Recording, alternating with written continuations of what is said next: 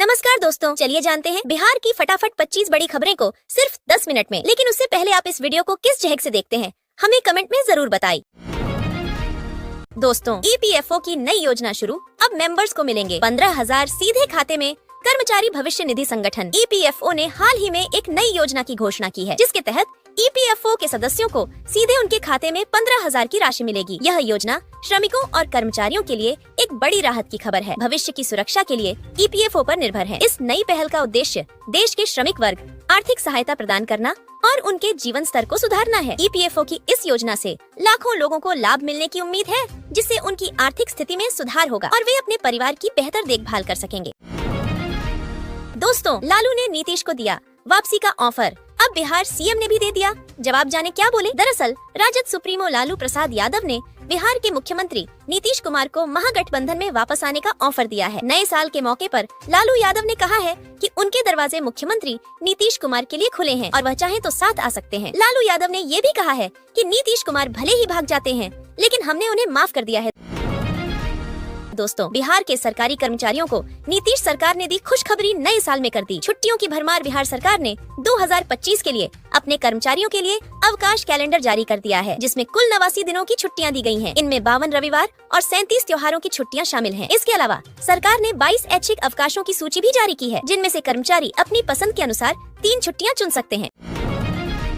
दोस्तों, मजदूर कार्ड धारकों के लिए आई खुशखबरी 2025 में उठा सकेंगे इन सुविधाओं का फायदा। सरकार ने 2025 में मजदूर कार्ड धारकों के लिए कई नई योजनाओं और सुविधाओं की घोषणा की है, जिनका उद्देश्य मजदूरों और उनके परिवारों की जीवन शैली को बेहतर बनाना है। आइए इन्हें विस्तार से समझते हैं। शिक्षा हर बच्चे का अधिकार है और सरकार ने इसे सुनिश्चित करने के लिए मजदूर कार्ड धारकों के बच्चों को 50,000 प्रतिवर्ष की छात्रवृत्ति प्रदान करने की घोषणा की है। यह राशि बच्चों की पढ़ाई की लागत को कवर करेगी और सीधे उनके बैंक खाते में ट्रांसफर की जाएगी।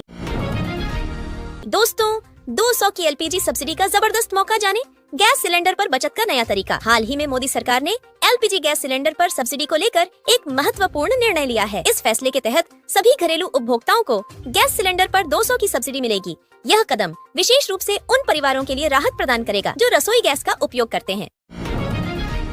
दोस्तों, पीएम किसान योजना में बड़ा तोहफा अब किसानों को मिलेंगे। 42,000 सालाना नए साल पर फाइल हुई तैयार प्रधानमंत्री किसान सम्मान निधि और मानधन योजना से जब किसान इस योजना का हिस्सा बनता है तो उसे प्रधानमंत्री किसान निधि के तहत 6,000 सालाना मिलते हैं। मानधन योजना में शामिल होने के बाद 60 वर्ष की आयु के बाद किसान को 36,000 वार्षिक पेंशन के रूप में मिलते हैं। इस तरह कुल मिलाकर किसान के खाते में सालाना 42,000 जमा होते हैं।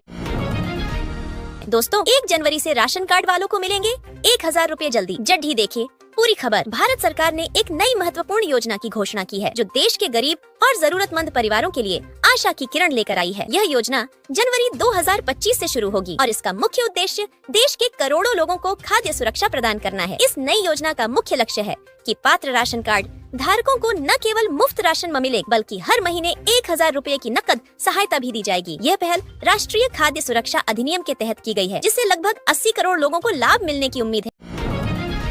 दोस्तों, बिहार में इस चीज की खेती बना देगी मालामाल। नीतीश सरकार तो दे रही झोपड़ी पर स्पेशल ऑफर। बिहार में मशरूम की खेती को बढ़ावा देने के लिए नीतीश सरकार अनुदान दे रही। बिहार में मशरूम की खेती करने वालों के लिए खुशखबरी है। नीतीश सरकार मुनाफा कमाने का सुनहरा मौका दे रही है। सरकार झोपड़ी में मशरूम उत्पादन योजना के तहत मशरूम की खेती पर 50% तक की सब्सिडी दे रही है। यह योजना पहले आओ पहले पाओ के आधार पर है और इसके लिए ऑनलाइन आवेदन करना होगा। इसके अलावा आवेदकों को प्रशिक्षण लेना भी अनिवार्य है। इस योजना से किसानों को नुकसान से बचने और अच्छी कमाई करने में मदद मिलेगी।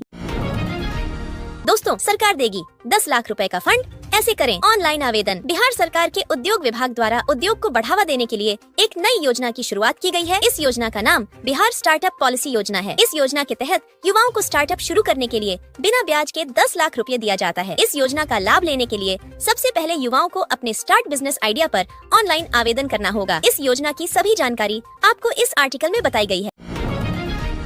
दोस्तों, 2024 में बनी मोदी सरकार के लिए आम होगा 2025। क्यों बिहार चुनाव तय करेगा देश के समीकरण। भाजपा को लगातार तीसरी बार केंद्र की सत्ता जरूर मिल गई, लेकिन अपने दम पर 240 सीटें ही मिल पाने के चलते वह सत्ता से चूक गई। ऐसी स्थिति में उसके लिए जेडीयू की 12 और लोजपा की 5 सीटें अहम हैं। वहीं आंध्र की सत्ताधारी पार्टी टीडीपी की 14 और एकनाथ शिंदे गुट की 9 सीटें 272 के आंकड़े को बनाए रखने के लिए अहम है। भाजपा ने लोकसभा चुनाव के बाद आई अपेक्षाकृत निराशा को हरियाणा और महाराष्ट्र के चुनाव में बड़ी जीत हासिल करके दूर किया है, लेकिन अभी बिहार चुनाव में उसकी परीक्षा होगी। दोस्तों, आरिफ मोहम्मद खान ने ईश्वर के नाम ली राज्यपाल पद की शपथ। सीएम नीतीश कुमार सहित ये दिग्गज हुए शामिल। आरिफ मोहम्मद खान ने गुरुवार को बिहार के 42वें राज्यपाल के रूप में शपथ ली। इससे पहले वे केरल के राज्यपाल थे। बीते साल दिसंबर महीने में केंद्र सरकार ने कई राज्यों के राज्यपाल बदले, जिसके बाद आरिफ मोहम्मद खान को बिहार का राज्यपाल बनाया गया। वहीं बिहार के राज्यपाल पद की जिम्मेदारी निभा रहे राजेंद्र आर्लेकर को केरल का राज्यपाल नियुक्त किया गया।